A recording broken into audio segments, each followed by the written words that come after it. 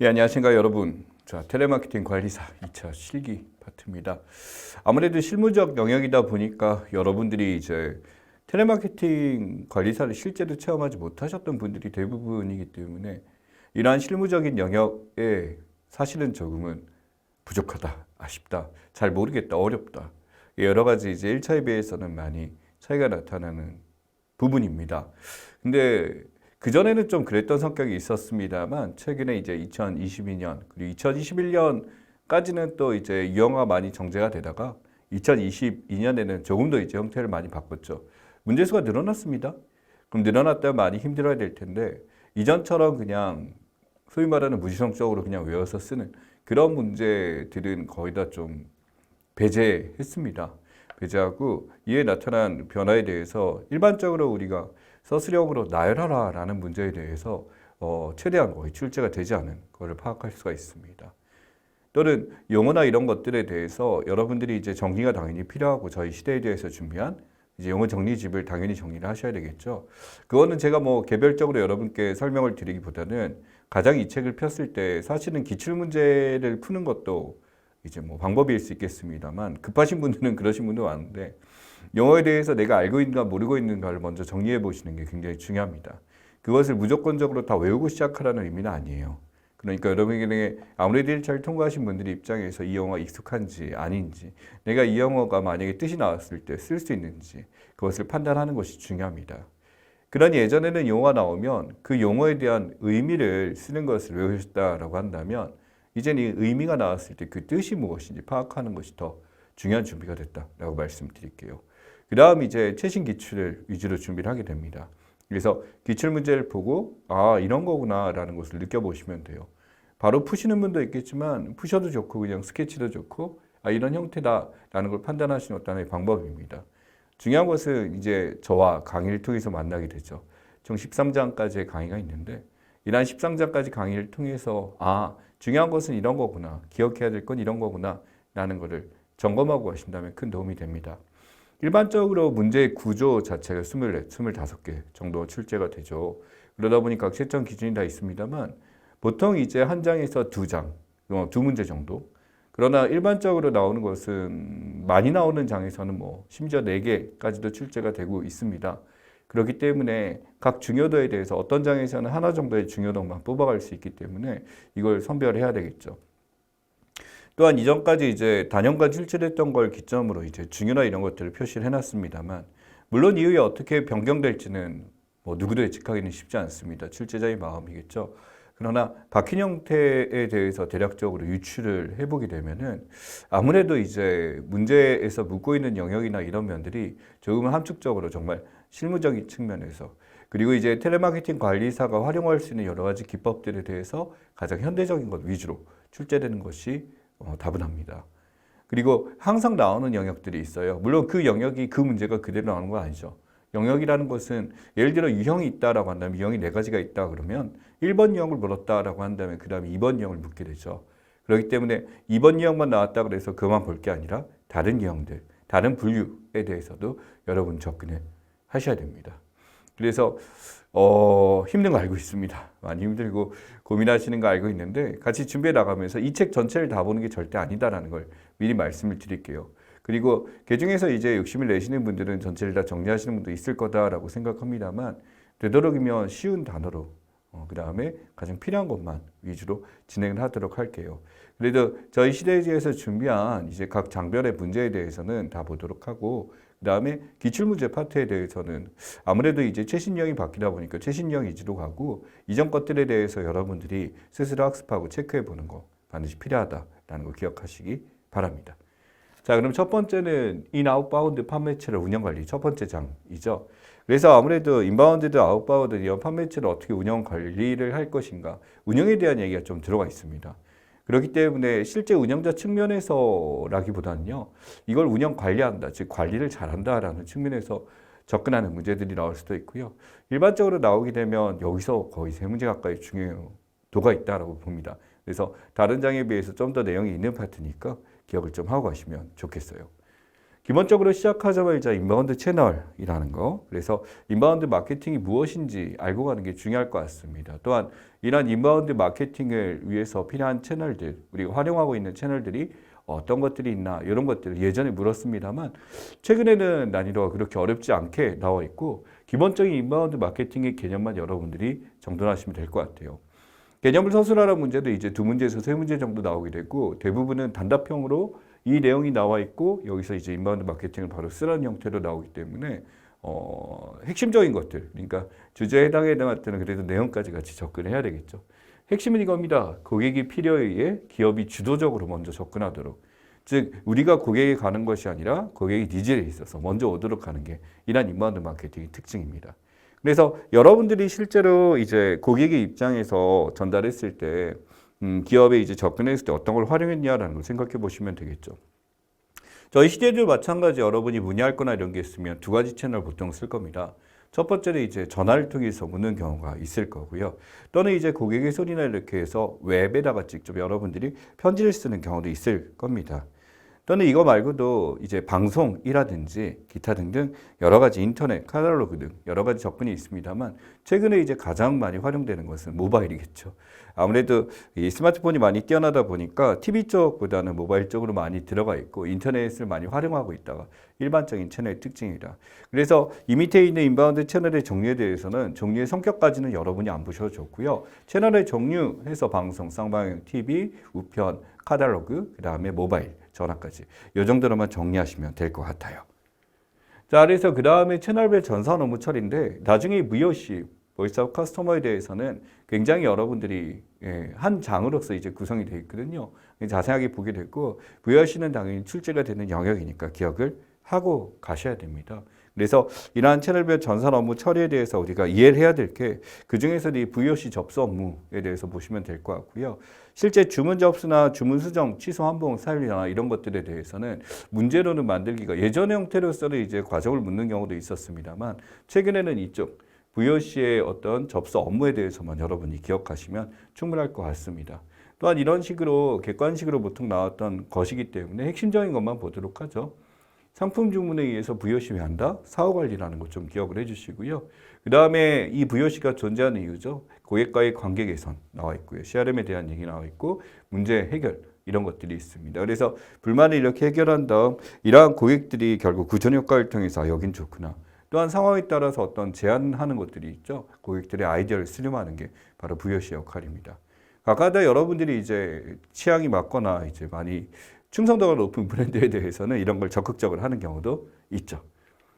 자, 그 다음에는 바로 고객들의 성향입니다. 역시 이것도 객관식에서 역시 출제가 됐었던 항상 나오는 유형이고요. 최근에 안 나오다가 2022년에 한 번 정도 나타났습니다. 보통 이제 어떻게 정리하냐면 여기 보면 이제 단호한형이다, 호기심 많은형이다 그래서 분류를 한 다음 거기에 대한 고객들의 특성, 그 다음에 그 밑에 있는 대응 전략까지 굉장히 자세하게 많이 나와 있죠. 이것보다도 더 많습니다. 그러나 우리가 어떤 고객을 무슨 형으로 분류하는 건 쉽지는 않아요. 보통은 또 복합적으로 나타나죠. 그러다 보니까 이 문제를 접근할 때는 복합적인 건 당연히 안 나오고요. 가장 이제 이 형 중에 특징적인 것들만 골라서 다 외우지 마시고요. 이렇게 선택적으로 골라서 보시는 게 좋습니다. 그 중에서도 항상 나오는 게 뭐냐면 승부욕과 자기주장 나오게 되면은 단호한형이다라고 생각하시면 될 것 같아요. 그러니 단호하다라는 어떤 성향을 갖고 있는 상황에서 대응 전략은 결국 빠르게 그리고 변명하지 말 것. 이 정도로 이제 전략을 잡고 가시면 이거 말고도 몇 가지 요소들이 많이 나오거든요. 그래서 전부 다 외울 필요 없이 단호한 유형이 어떻다라는 걸 나오기보다는 이러한 유형의 고객이 어떻다라는 걸로 묻기 때문에 몇 가지 특징 2가지 정도만 빼서 외우고 가셔야지 나머지까지 외우시면 과부하 걸리니까 그렇게 하지 마세요. 자, 그래서 정리합니다. 첫 번째 승부욕과 자기주장. 이라는 것 좀 기억해 주시고 여기서 변명하지 말 것, 빠르게 대처할 것 이런 게 단호한 형의 특징이고요. 두 번째 호기심 많은 형에 대한 이야기입니다. 바로 뭐냐면 매체나 간접적 교류 같은 거, 그다음에 상징적 친호 이런 거 좋아합니다. 그래서부터 아바타를 활용하거나 이런 걸로 보통 얘기를 하려고 하고요. 당연히 여기서는 대응 전략에 대해서 정확성과 효율성에 대해서 강조를 합니다. 그래서 이 정확성과 효율성이 강조하고 있고 이러한 호기심 많은 형 같은 경우는 대부분 다 사실은 우리 VOC에 연결한 사람들 자체가 호기심이 대부분 다 많기 때문에 잘 나오는 경우는 없다라고 말씀을 드릴게요. 합리적인 형입니다. 잘 기다려요. 요겁니다. 잘 기다린다라는 것에 대해서 당연히 이렇게 얘기를 하게 되고요. 주로 관찰하며 질문한다. 그러니까 말하는 것보다는 듣는 거 위주인 사람들이 합리적인 형이죠. 그러니 이후에 나타나는 표현적인 형과는 상치되는 사람이다라고 볼 수도 있고요. 그래서 안전하고 호감을 줄 수 있는 상담. 당연히 기다렸으니까 거기에 대해서 그만큼 봐야 되고 신중한 설명, 제품이나 서비스 할 때 신중한 설명이 매우 필요하다라는 거 기억하시면 좋겠습니다. 보통은 이런 특성 쪽에서 보통 많이 나오니까 특성 위주로 정리를 하시고요. 표현적인 형입니다. 말이 많으신 분들이에요. 실제 하게 되면 시시콜콜 사담까지 하시는 경우이기 때문에 제스처도 크고 말하기를 좋아한다라는 게 굉장히 특징이에요. 그러니 단순히 따진다는 차원의 자신의 의견을 얘기하려고 하기 때문에 바로 이쪽에 대표적인 게 감정 호소입니다. 감정에 호소하게 되고 고객이 이야기할 때 자신의 이야기를 재밌게 한다. 라든지 거기서 응답도 잘 받아주는 것과 동시에 질문 같은 것들이 일반적으로 개방형 질문으로 묻게 됨으로써 말씀하실 기회를 부여하게 되면 오히려 더 좋아한다라는 것에 대해서 기억하시면 좋겠습니다. 자, 그 다음에 이 만족 처리에 대해서도 이제 불만족과 무리한 보상 이런 유형들도 있습니다만 이런 만족 처리에 대해서는 그 고객의 특성상 바로 보이게 될 거예요. 불만족하다라면은 그들이 불만족한 요인을 찾고 거기에 대해 즉각적 대처하는 게 중요할 거고요. 무리한 보상이라는 것은 어떤 내규나 이런 것들에 대해서 조심스럽게 얘기 불가능하다라는 것을 얘기를 하는 것이 중요합니다. 즉 소비자를 존중하는 것은 중요하지만 어떤 사례에 대해서 바로 얘기할 수 없고 그 다음에 그 무리한 요구에 대해서 무조건 안 된다고 얘기하면 안 되죠. 어느 정도 양보하고 타협하는 선에서 이거를 합의를 볼 수가 있어야 됩니다.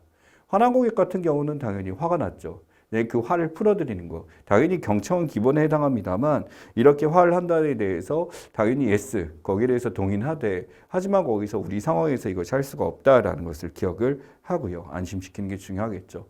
우유부단한 고객은요, 실제로 이제 가장 답답한 고객들 중에 하나가 될 수도 있습니다. 그렇기 때문에 그것을 이제 잘 안내를 통해서 그 우유부단함에 대해서 스스로 판단할 수 있도록 의사결정을 돕는 데 가장 목적을 둬야 된다라고 말씀을 드릴게요. 자, 그다음에 아웃바운드 캠페인입니다.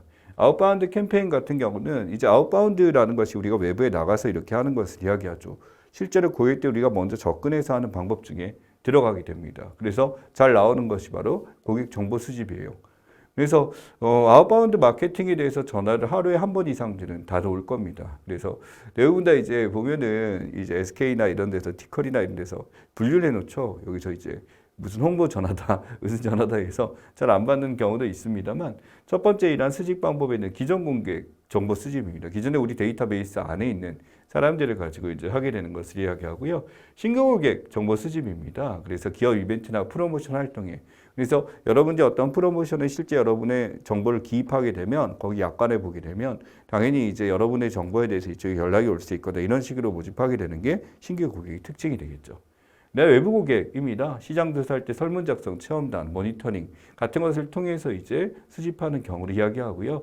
타사 고객 정보 수집입니다. 제휴업체와 하게 돼서 하는데 일반적으로 이제 다른 업체들과 마케팅을 통해서 우리가 그쪽에 이제 의뢰를 넣고 그쪽에서 동일한 고객들에게 연락이 가는 경우가 바로 이 타사 고객 정보 수집에 해당하게 되니까 이런 네 가지 정보 수집 방법에 대해서도 유형을 구분하고 가셔야 될 것 같습니다. 예전에는 나리형으로 출제를 했고요. 최근에는 이제 이 네 가지에 대해서 이 고객의 정보 수집 방법을 써주고 이것이 어떤 정보 수집에 해당하냐라는 문제로 출제가 되고 있습니다. 그래서 기억을 하시면 될 것 같고요. 캠페인의 특성입니다. 굉장히 잘 나와요. 그래서 여기 나와 있는 캠페인의 특성인 기존 고객의 대처 방법에 대해서는 당연히 출제가 된다라고 보시면 돼요. 바로 격상판매, 업셀링 나와 있죠. 기존의 상품이나 이런 거에서 업그레이드 하는 것을 이야기합니다. 예를 들어 이동통신이나 이런 걸 했을 때 더 좋은 상품에 대해서 비용이 비싼 걸 먼저 얘기하지 말고 이제 업그레이드 이제 더 많은 좀 이제 데이터를 많이 쓰시는데 더 이상 필요한 것이 하게 되면 좀 더 저렴하게 활용하실 수 있다라든지 이런 게 업셀링이 하나의 방법이 되겠죠. 그런 식으로 접근하는 거고요. 교차 판매, 크로스셀링 같은 경우는 이제 고객이 사겠다는 물건이 있었을 때, 제품이 있었을 때 그 제품과 연관 있는 상품을 추가로 이야기하는 것을 이야기합니다. 그래서 카드 같은 것을 이제 구매를 했을 때 이전에 뭐 다른 상품들에 대해서 같이 공개를 하거나 다른 카드에 대해서도 추천을 하는 경우가 여기에 있고요. 자동차 종업보험 할 때 이제 자동차 보험, 운전자 보험 같은 것을 추가로 한다든지 이러한 것들이 여기에 해당하게 된다라고 보시면 될 것 같습니다. 자, 그 다음에 고객의 특성 분석이 있어요. 요거는 이제 각 단계별로 나중에 또 다시 한번 다루게 됩니다만 기억을 다 해야 됩니다. 여기선요, 실제로 이제 개념 자체를 쓰라는 문제는 거의 나오지 않습니다만 데이터 마이닝이 무엇인지 알고 있어야 되겠죠. 그래서 어떤 패턴 규칙을 통해서 정보를 노출한다.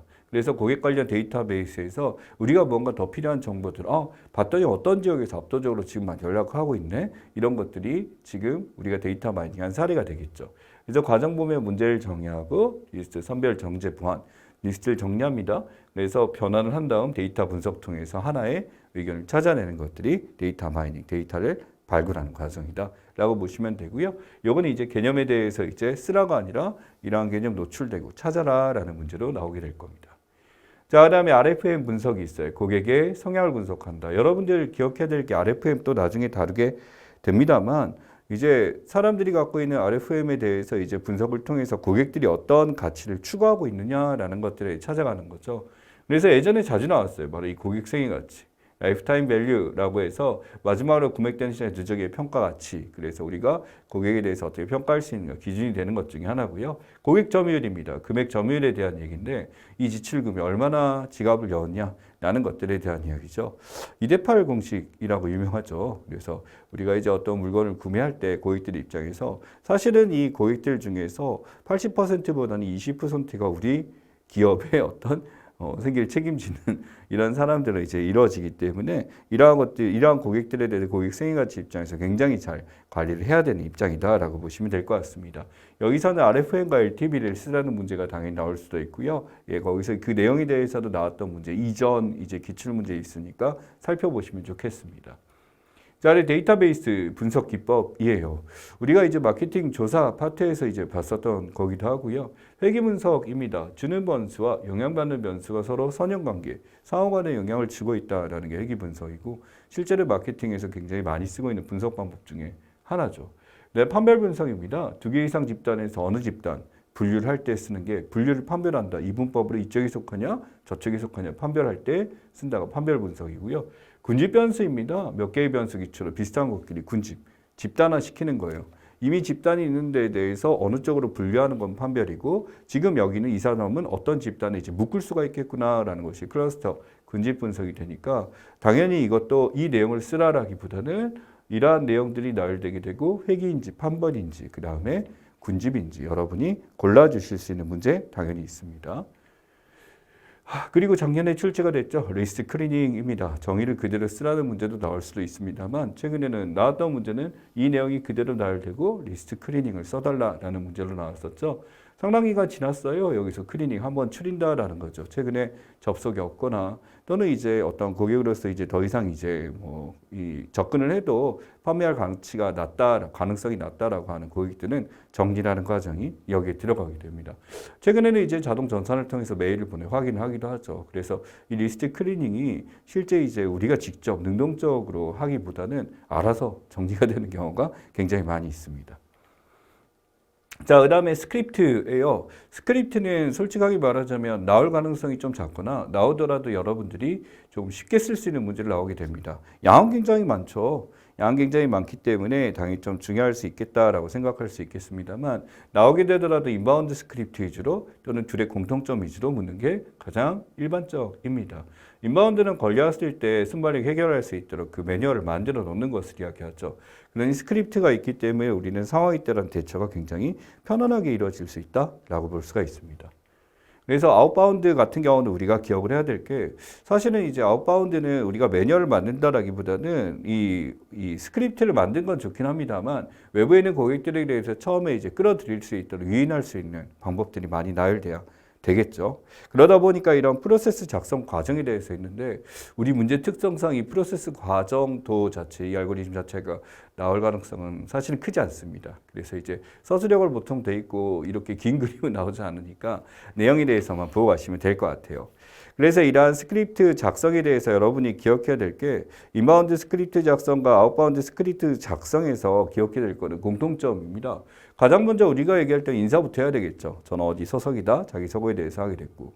인바운드는 이제 문의 내용, 당연히 전화하신 분에 대해서 이제 문의 내용에 대해서 얘기를 하는 게 맞습니다만 이 그 다음 과정이 바로 동일하죠. 고객에 대한 확인입니다. 이 고객 본인이 맞는지에 대해서 상황에 따라서 인바운드는 이제 정확하게 고객 확인에 대해서 신상이나 이런 것을 확인하기도 하고요. 우리 고객이 맞는지. 아웃바운드는 상황에 따라서 고객 확인이 그렇게 깊게 들어가지는 않습니다. 홍보적 차원이기 때문에 그러나 같은 고객 확인이 있다라는 것을 기억하시면 될 것 같고요. 이 목적이 다르죠. 이 목적에 대해서 고객의 니즈를 파악해서 이러한 고객의 입장에서 해결해 주는 게 인바운드라고 한다면 아웃바운드 입장에서는 상대방의 양해를 구한 다음에 이 상황에서 이제 우리가 필요한 정보들을 전달해 드리는 것들, 상품을 제안하는 것들이 여기에 들어갑니다. 그래서 이 두 가지 과정을 결론적으로 동의 과정을 거치게 되죠. 판매를 하거나 동의나 확인을 거치게 되고 다시 한번 이 내역에 대해서 우리가 재확인을 거치는 것까지 해야 되고요. 상황에 따라서 아웃바운드는 반론 극복이라는 것이 있습니다. 결국 이 제품이나 다른 의견에 대해서 어떤 문제, 홍보 차원에서 얘기한 것들에 대해서 반론을 제기한다면 여기서 다른 의견을 제시할 필요가 있겠죠. 마지막으로 종결은 당연히 추가 문의 여부를 묻거나 이제 거기에 대해서 감사하는 거. 인사를 꼭 드리는 것까지가 일반적입니다. 우리가 생각했을 때 인바운드, 아웃바운드에서 이루어지는 스크립트를 살펴보게 되면 사실은 우리가 일반적으로 통화를 할 때 항상 해야 되는 예절과 큰 차이가 없다라는 것을 기억을 하셔야 될 것 같아요.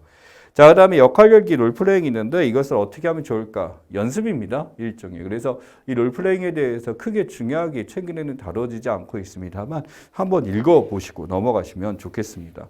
그런데 이번에 출제가 될 건 바로 반론 극복에 대한 이야기가 또 나왔었죠. 이 반론 극복에 대해서는 거부 의사가 나타났을 때 이걸 반론이라고 얘기합니다. 결국에 뭐 클레임까지는 아니지만 우리가 한 내용에 대해서 뭔가 의문이 들거나 이런 상황에서 반론이 나타나기도 하죠. 그러니 상황에 따라서 그에 맞게 대처하는 거, 맥락에 따라 행동하는 것을 상황별 반론 극복이라고 부르고요. 상황에 따라 유형별입니다. 고객의 성향이나 연령대에 따라서 우리가 고객의 유형을 분류했잖아요. 그럼 그 유형에 따라 이제 대응책이라고 나와 있던 것들이 있죠. 이러한 것들이 이제 반론 극복의 내용이 들어가게 됩니다. 그러니 연령대에 대해서 달라지고 성향에 따라서 달라지고 하기 때문에 이 상황에 대해서 우리가 접근하는 방식이 다릅니다. 예를 들어 아웃바운드 입장에서 20대, 30대가 다음에 할게요라는 말과 40대, 50대에 다음에 할게요라는 말은 분명히 차이가 있기 때문에 여기서 잘 인지를 하고 가셔야 된다. 잊지 마시기 바랍니다. 자, 그래서 문제에 대해서는요, 여러분들이 이제 답변을 찾는 거 몇 가지에 대해서 제가 뭐 요령을 가르쳐 드릴 것 또는 지금 이제 나올 수 있는 유형이 무엇인지 한번 보도록 하죠. 인바운드 마케팅의 개념 설명하시는 인바운드 마케팅이 우리가 가장 기본적이기 때문에 고객의 필요에게 기업에 접근했다. 이 얘기가 핵심이 들어가야 되죠. 그 얘기가 나머지는 살을 붙이면 됩니다만 채점 기준 자체가 정확하게 굉장히 나열이 많이 돼 있어요. 그렇기 때문에 핵심 단어가 들어가는 것이 매우 중요하다라는 것들. 그렇기 때문에 여기서는 고객이 먼저 접근한다라는 개념이 반드시 들어가야 된다라는 거 잊으시면 안 되겠습니다. 네, 채널 같은 경우 문제가 채널의 종류를 나열하라. 예를 들어 3번 문제처럼 이렇게 나오기도 하고요. 또는 상황에 따라서 채널에서 하나의 성격을 묻게 되는 거. 성격 갖고 골라라라는 걸 통해서 하는 거죠. 다른 채널 마케팅 접했다가 보통 하게 되면 가장 접근하기 편한 게 그렇죠. 전화입니다. 이 전화를 통해서 고객의 전화를 찾아서 이제 일반적으로 바라게 되죠. 왜냐하면 사람들 입장에서는 어느 순간이든지 이 컴퓨터보다도 이제 핸드폰 자체가 굉장히 가깝기 때문에 모바일 전화로서 가장 먼저 겨는 경우가 많습니다. 그래서 이건 답변이 전화라고 나와 있습니다. 모바일 폰도 마찬가지죠. 그 다음에 종류를 쓰세요라고 한 다음에 TV나 쌍방향 TV, 카탈로그이라든지 전화를 나열해서 쓰시면 됩니다만 보통 전체 걸 다 쓰라고 하지 않고 이렇게 세 가지 정도로 한 절반 정도만 쓰게 하니까 여러분들 정리 잘 하시면 될 것 같습니다. 최근 유행입니다. 스마트폰 대중화로 가장 크게 성장한 인바운드 채널 무엇이고 그 채널에서 필요로 하는 점은 무엇인가 라는 거죠. 바로 뭐냐면 스마트폰입니다. 근데 스마트폰은 최근에 너무나도 많은 문자나 전화의 난립으로 해서 문제가 됐죠. 그래서 이러한 거에 대한 법 제화가 지금 필요하다라는 것들에 대해서 보이스피싱이나 이런 것들이 있다 보니까 많이 나타나고 있습니다. 15번입니다. 접수 분류 관리에서 분묘 상황 대처할 경우 상품적인 긍정적 그 효과를 기대할 수 있는 것. 고객의 소리, VOC에 대한 얘기죠. 출제된 문제입니다. 최근에도 항상 나오고 있고 나중에 VOC는 내용 자체에 대해서 우리가 많이 살펴보게 되니까 기억하시고요. 자, 유형이 이렇습니다. 여러분 기억해야 될 게 어떤 상황에 대해서 이렇게 주고 보기에서 골라라죠. 어떻게 보면 객관식입니다. 그렇기 때문에 실제로 나온 문제 분석해 보면 한 4문제에서 5문제 정도는 이렇게 심지어 이분법으로 2개 중에 골라라 문제도 나올 수도 있으니까 이런 문제 놓치고 가시면 큰일 나죠. 주문 과정인데 교환과 변경이 나와 있습니다. 이건 이미 주문이 끝났을 때죠. 취소의 목적이 아니라 변경이나 교환에 대한 얘기이기 때문에 수정을 요청하고 있는 것을 알 수가 있겠죠. 반성이면 다시 돌려준다니까 이 내용이 아니니까 충분히 읽어서 맞출 수 있죠. 공부를 해서 하는 게 아닙니다. 그래서 주문 과정 자체에 대해서 여러분이 판단했을 때는 이 정도 수준으로 출제가 되니까 어렵지 않습니다. 행동력 호기심 많은 형의 일반적인 활동 경향. 자, 최근에 나오는 유형은 아닙니다. 그러니까 활동이나 이런 것들에 대해서 나열이 된 다음에 이게 어떤 유형에 속하냐 이런 걸로 출제가 된다라고 보시면 되겠죠.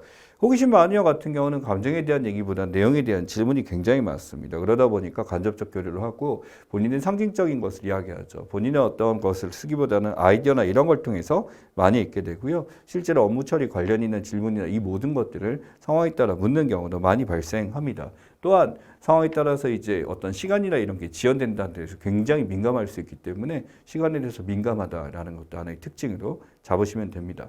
근데 지금 이러한 것들이 문제 자체로 노출이 되고 여러분이 호기심 많은 형을 골라라라는 것으로 나오니까 기억해 주시면 좋겠어요.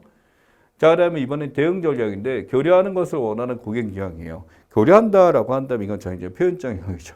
대화를 많이 하려고 하기 때문에 제가 말씀드리려 말씀할 기회를 많이 드린다라는 거죠. 그리고 어떤 얘기에 대해서 굉장히 동조해주고 많이 웃어주고 상황에 따라 재밌다라는 걸 전달해 주면 되고요. 질문 자체를 어떤 단답형으로 짧게 묻기보다는요. 이분들이 이제 시간에 대해서 좀 더 투자하는 것도 나쁘지 않기 때문에 개방형 질문으로 묻게 되는 게 굉장히 중요합니다. 이 개방형 질문이라는 게 어떻게 보면 객관식으로 딱 정해진 걸 묻게 yes, no에 대한 얘기가 아니라 본인이 어떤 선택하는 거에서 의견을 잘 듣는 것이 매우 중요하죠. 그렇기 때문에 제품 자체보다도 어떤 고객 간의 관계를 조금 더 소중하게 영향이 있고요. 그 다음에 상황에 따라서 어떤 긍정적인 피드백을 자주 해주게 되면 맞장구를 자주 쳐주게 되면 장점이 있다라는 걸로 서술하시면 됩니다. 그래서 여러분들 입장에서 이거는 단순히 외워서 하기보다는 이 성향에 대해서 잘 파악한다면 답을 찾기는 어렵지가 않다라는 거 기억하시면 좋겠어요. 고객카드 작성 홈페이지 점검 시 바란다. 홈페이지 점수 이벤트에 참여할 시 고객 정보를 수집하는 것. 지금 보다시피 아직까지 고객 카드가 작성되지 않았다는 건 우리의 데이터베이스에 없는 상태다라는 거죠. 뉴 커스터머, 신규 고객에 대한 이야기죠. 네, 그래서 지금 나오는 유형에 해당하는 문제고요. 어렵지 않습니다. 자, 기업 접촉 채널을 활용한 고객 정보는 기존 고객의 정보 수집 방법입니다. 당연히 우리 쪽에 통합 데이터베이스가 지금 나와 있는 상태에서 이런 데이터베이스를 활용하는 것이 가장 크겠죠. 그 다음에 이제 인바운드 상황에서 고객이 AS라든지 뭔가 필요한 접수를 물었을 때 이렇게 될 거고요. 또는 컴플레인이나 또는 서비스에 대한 문의, 서비스 교체, 새로운 서비스에 대한 문의 이런 것들이 여기에 들어갈 수가 있습니다. 그래서 고객의 정보 수집은요, 결국 인바운드로 접근했을 때 대부분의 경우가 들어가게 되니까 특별한 문제는 아니고 지금 유형은 아닙니다. 자, 기존 고객 대상으로 하는 캠페인 등의 격상 판매의 예를 두 가지 쓰시오. 예, 나올 수 있습니다.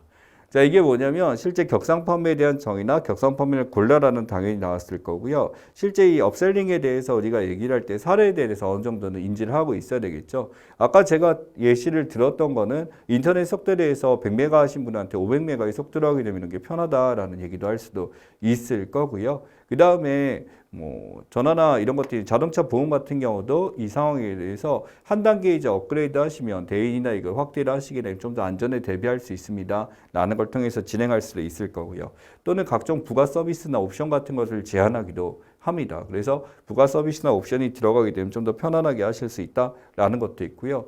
또한 최신 상표에 대한 얘기를 할 수도 있어. 여러분이 예를 들어 차량 구매를 해보게 되면은 막상 가면 아반떼 사러 갔다가 뭐 그랜저 샀네 이런 말 있죠. 최신 상품에 대해서 더 좋은 제품이 가격에 비해서 굉장히 효율적이다라는 것을 이야기하는 경우 여기에 들어가게 됩니다. 자, 데이터 마이닝이 분석이 필요할 경우 활용할 수 있는 데이터 분석. 예, 이 정도는 나올 수 있죠. 그러니까 예전처럼 종류를 다 써라가 아니라 어떤 문장을 이렇게 형태되고 빈칸을 내는 문제가 나오는 문제죠. 세 가지. 회귀 분석, 선형 관계에 있다라는 거, 판별 분석, 어떻게 집단 안에 어디에 속하냐를 판별하는 거, 마지막 군집 분석, 어떤 군집으로 묶을 수 있다라는 것들에 대해서 세 가지 기억하셔야 됩니다. 그리고 각 분석 방법에 대해서 어떤 분석을 지칭해서 묻는 문제도 있으니까 이것은 뜻까지 같이 정리를 좀 하고 가셔야 되겠다. 기억하시고요. 네, 최근 문제죠. 이 데이터 마이닝 과정이다 그래서 과정을 나열하고 빈칸에 들어가는 걸 그냥 써라고 안 하고요. 이렇게 나열을 해줍니다.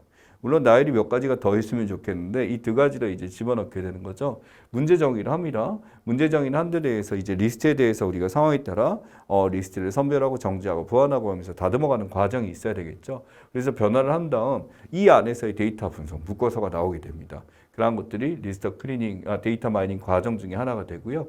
이 데이터 마이닝 과정에서 우리가 기억해야 될 거는 항상 이러한 정리를 하다 보면, 리스트 클리닝을 하다 보면은 여기서 어떤 데이터가 도출된다라는 거. 우리가 보이지 않는 것들이 여기서 나올 수가 있기 때문에 이러한 클리닝 과정이 매우 중요하다라는 걸 인지할 수 있겠죠.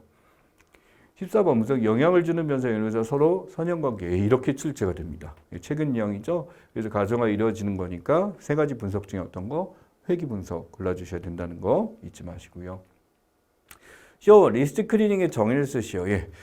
반대로 나왔죠. 이제 어떻게 나왔냐면 리스트 클리닝의 정의를 써주고 이러한 클리닝을 써달라라는 문제로 나오게 됐기 때문에 당연히 나오게 됩니다. 일정 기간 동안 반응이 없거나 고객 기록이 없는 어떤 리스트들을 추려내서 정리하는 작업이라고 보시면 됩니다. 그래서 고객 리스트에 대해서 최근 리스트를 업데이트한다 이 개념도 중요하고요. 기존에는 고객 중에 더 이상 이제 고객으로서 더 이상 이제 참여를 안 할 가능성이 있으신 분들을 추려내는 과정이 바로 리스트 클리닝에 해당한다. 기억하시기 바랍니다. 자, 스크립트 역할 나왔는데 스크립트 왜 쓰나요? 항상 원활하게 우리가 대처할 수 있도록 실제 상담 상황에서 당황하지 않을 수 있도록 스크립트, 대본을 작성한다라고 하죠. 그 다음에 우리가 상담의 질이라는 것이 있습니다. 텔레마케팅 통해서 고객들을 만났을 때 그 질을 유지하기 위해서는 당연히 매뉴얼화된 것을 통해서 우리가 하는 것이 굉장히 효과적이다라는 것을 알 수가 있겠죠.